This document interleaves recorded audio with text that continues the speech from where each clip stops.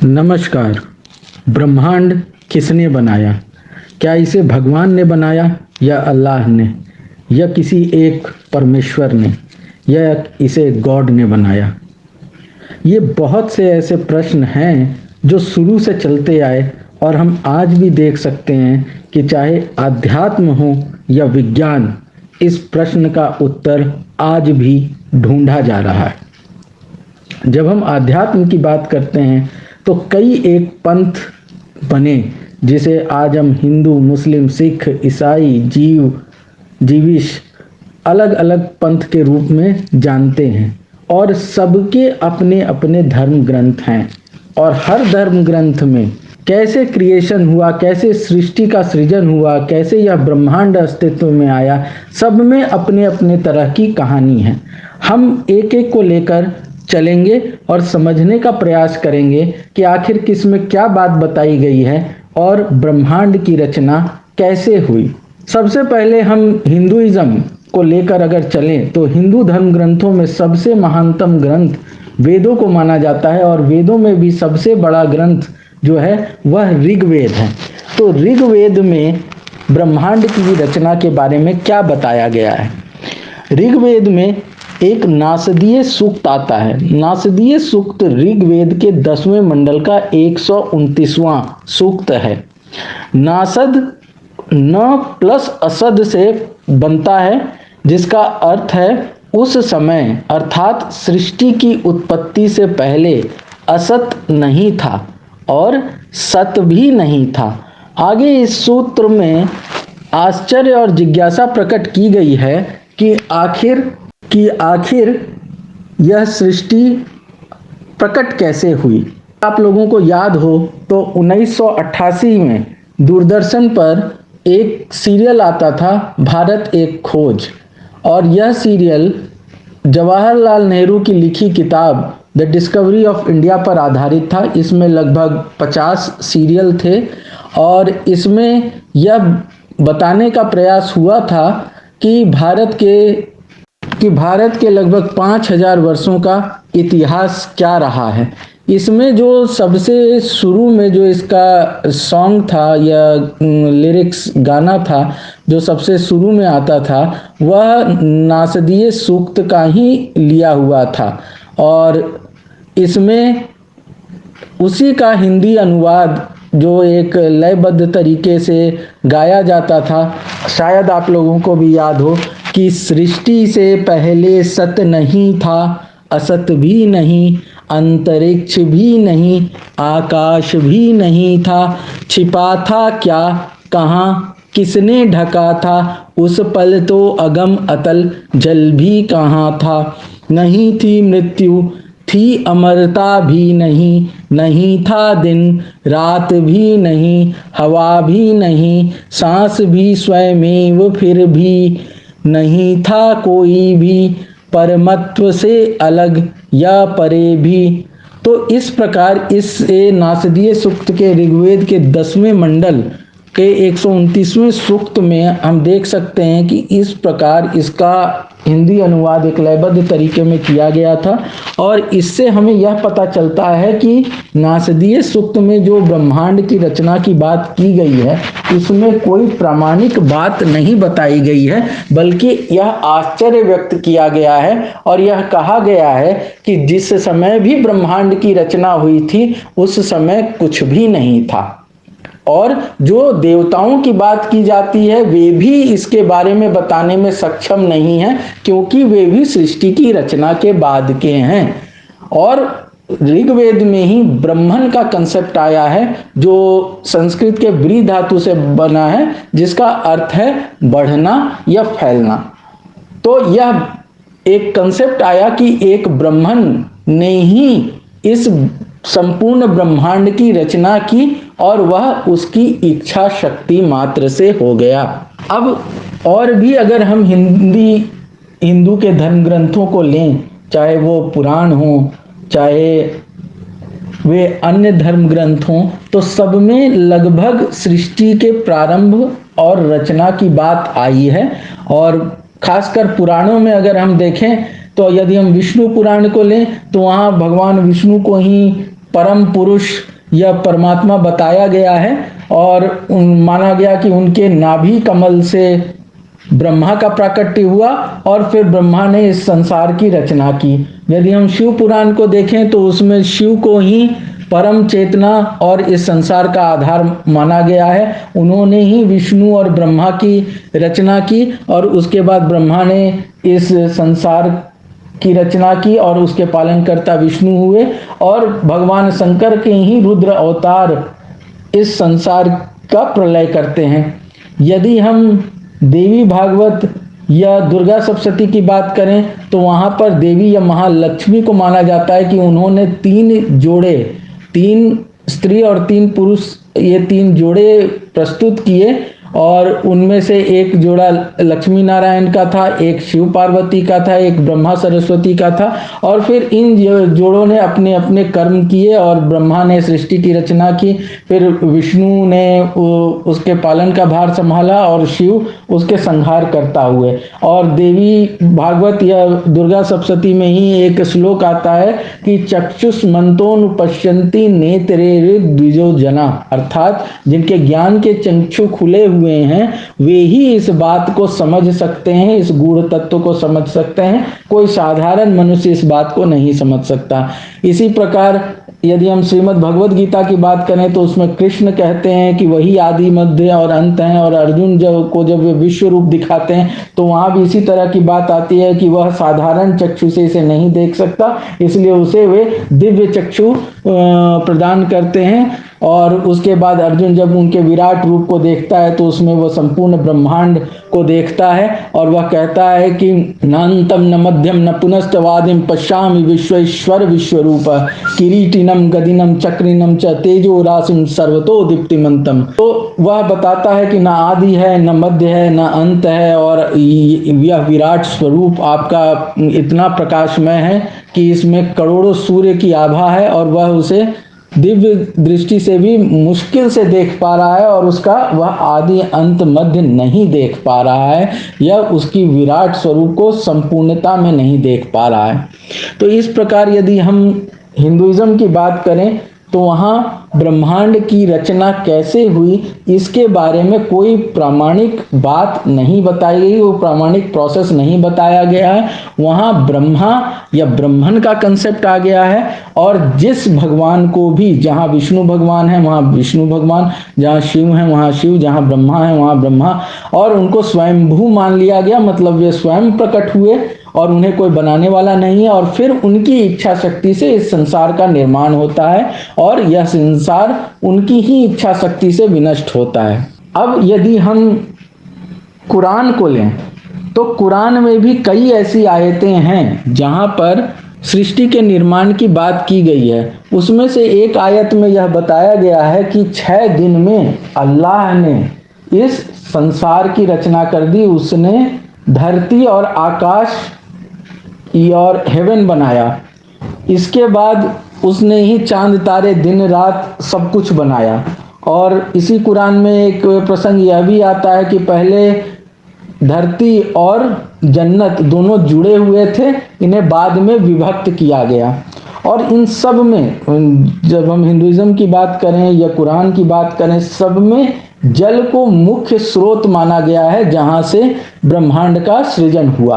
तो जल हिंदुइज्म में भी, क्योंकि जो नाभि कमल भगवान प्रकट होते हैं उसमें बताया जाता है कि जो परम पुरुष या परमात्मा है वह जल में सोते हैं और उनके नाभि कमल से ब्रह्मा जी प्रकट होते हैं। इसी प्रकार जल का एक महत्वपूर्ण योगदान है कुरान में भी, जहाँ सृष्टि की जब बात की जाती है तो अल्लाह एक परम तत्व परमात्मा जिसे माना जाता है, उसी ने इस संसार की रचना की और उसने बिना किसी के मदद के इस संसार की रचना की।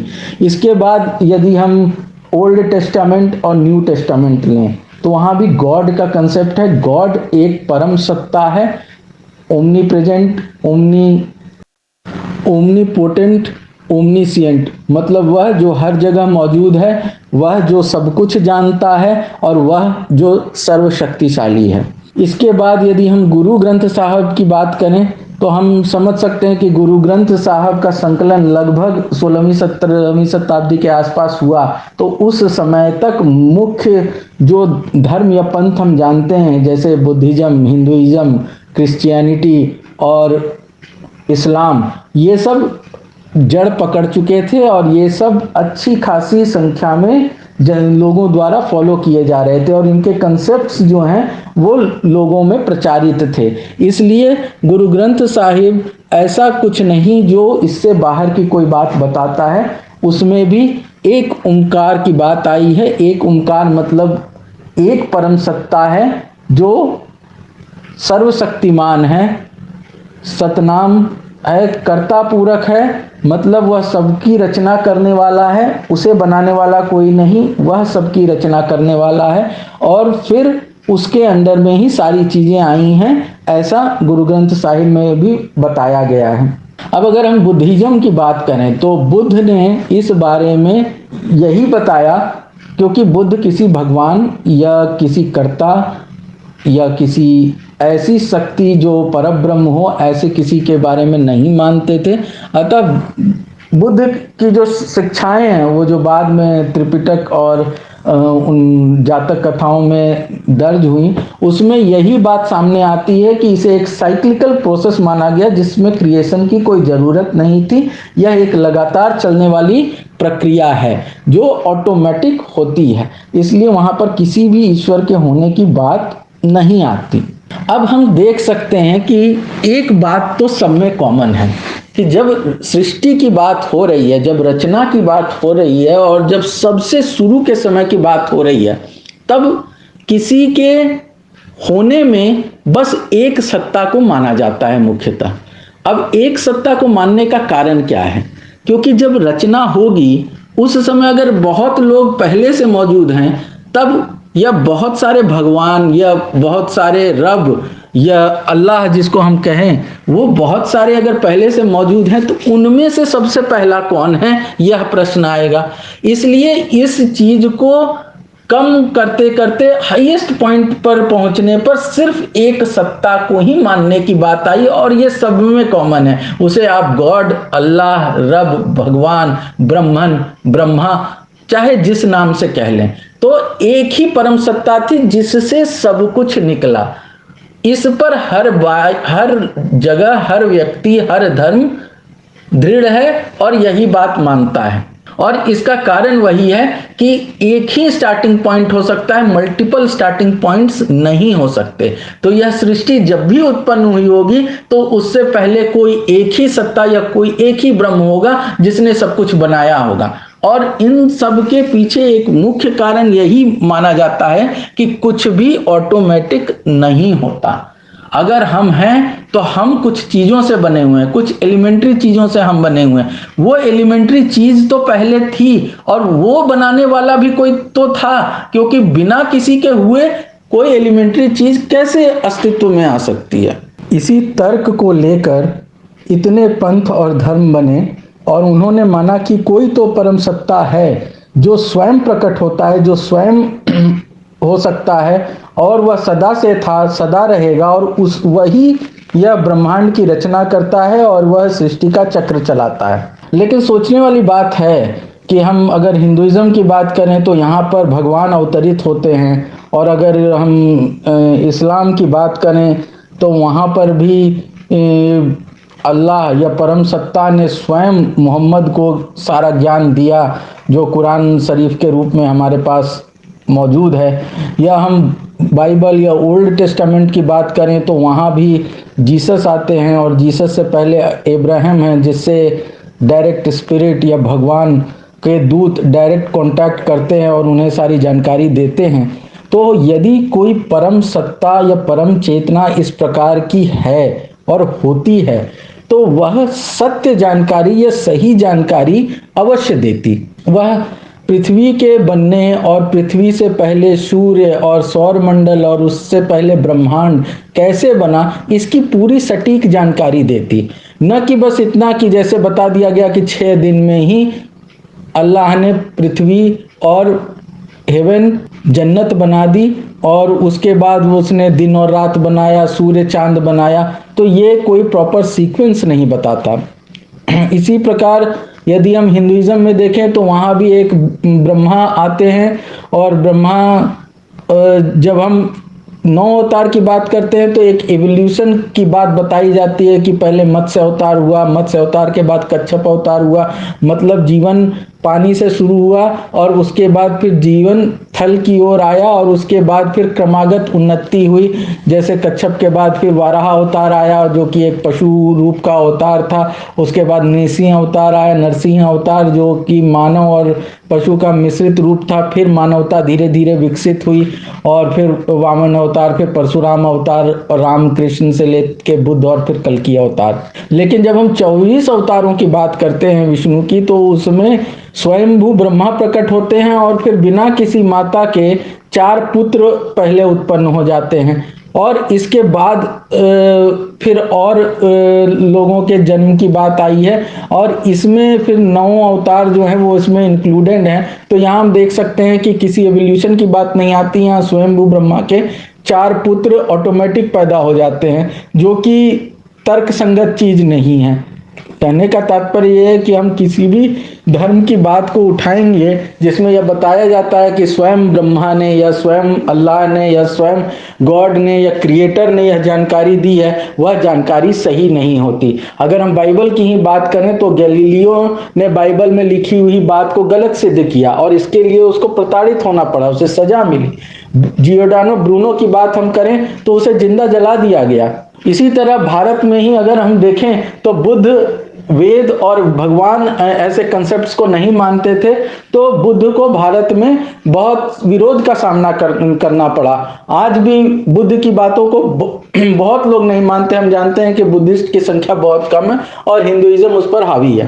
कहने का तात्पर्य यह है कि जो भी बातें इन धर्मों के अंतर्गत भगवान द्वारा बताई गई हैं वह बहुत सही हों, बहुत तार्किक हों, ऐसा नहीं लगता। लेकिन जब विज्ञान का आरंभ हो गया और आज मॉडर्न साइंस विकास कर रहा है, तो बहुत सी चीजें जानने में आती हैं, और जब भी कोई बात किसी भी धर्म ग्रंथ से मिलती जुलती आती है तो लोग आपको उठकर आ जाएंगे और उदाहरण देंगे कि देखो साइंस ने तो ये चीज अभी ढूंढी, और ये चीज तो हमारे यहाँ 500 साल, 1000, 2000 साल पहले बता दी गई थी। तो हमारे ज्ञान में, धर्म ग्रंथों में बहुत विकास पहले से था, और जो आधुनिक विज्ञान अभी पहुंच पाया है और बहुत कुछ तो जानता भी नहीं है।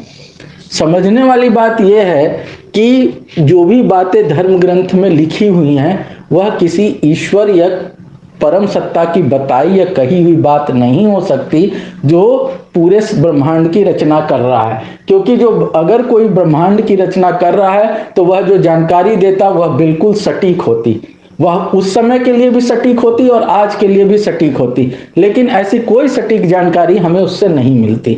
जब हम एवोल्यूशन की बात करते हैं तो ये कोई एवोल्यूशन के बारे में किसी धर्म ग्रंथ में विशेष चर्चा नहीं है। जो हम हिंदुइज्म के 9 अवतार को इवोल्यूशन से जोड़ के देखते हैं उसमें भी मैंने जैसे बताया 24 अवतारों की जब हम बात करेंगे तो एवोल्यूशन थ्योरी की बात वहां आती ही नहीं। पृथ्वी पर डायनासोर जैसे जीव हुए और विलुप्त हुए, इसकी जानकारी कहीं पर भी किसी में भी नहीं दी गई है। कहने का तात्पर्य यह है कि ये पृथ्वी किसी समय में बहुत गर्म थी, फिर यह ठंडी हुई, इसमें बहुत करोड़ों साल तक जीवन नहीं था, यह पूरी जानकारी कहीं पर भी नहीं आती।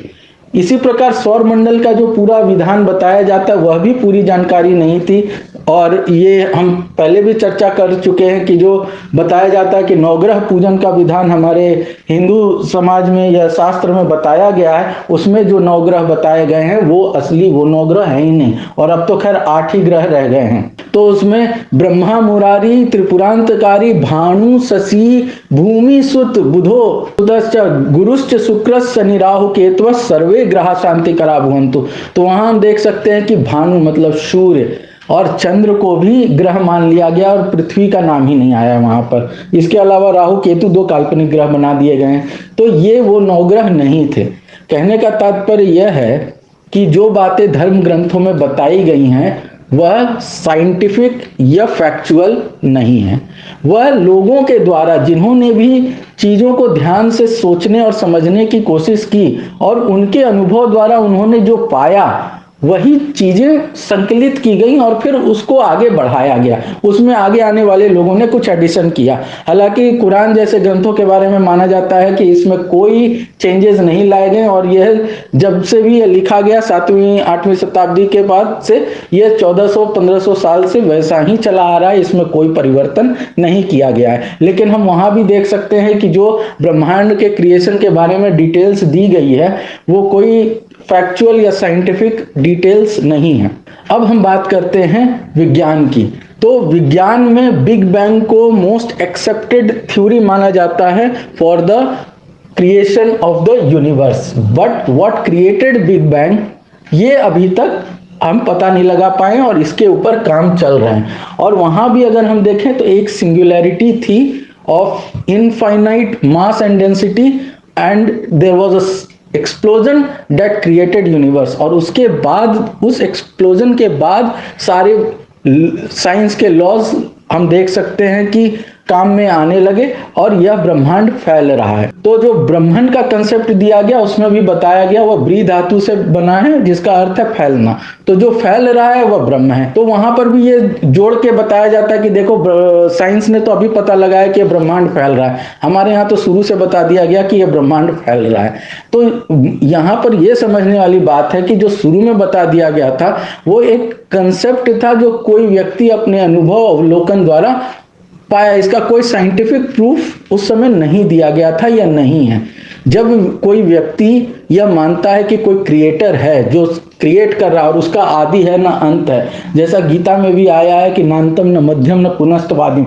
तो जब कोई यह बात सोच रहा है कि जो बनाने वाला है वह इनफाइनाइट है तो वो जो बनाएगा वो भी इनफाइनाइट है और वो फैल रहा है। तो एक अनुभव और सोच की बात थी, एक इमेजिनेशन या कल्पना की बात थी। ये कोई प्रूवन थ्योरी नहीं थी जैसा कि अभी बिग बैंग थ्योरी बताई गई है। लेकिन फिर भी इन दोनों को जोड़कर देखा जाता है। आप एक चीज नोटिस करेंगे कि जब भी कोई बात जो अध्यात्म या किसी धर्म ग्रंथ में, वो चाहे किसी की भी हो, चाहे हिंदू सिख ईसाई मुसलमान किसी भी की भी हो, जब वो किसी भी साइंस की खोज से मैच खाती है तो तुरंत लोग खड़े हो जाते हैं, कहते हैं कि देखो ये हमारे यहाँ पहले लिखा हुआ था, साइंस ने अभी खोजा है।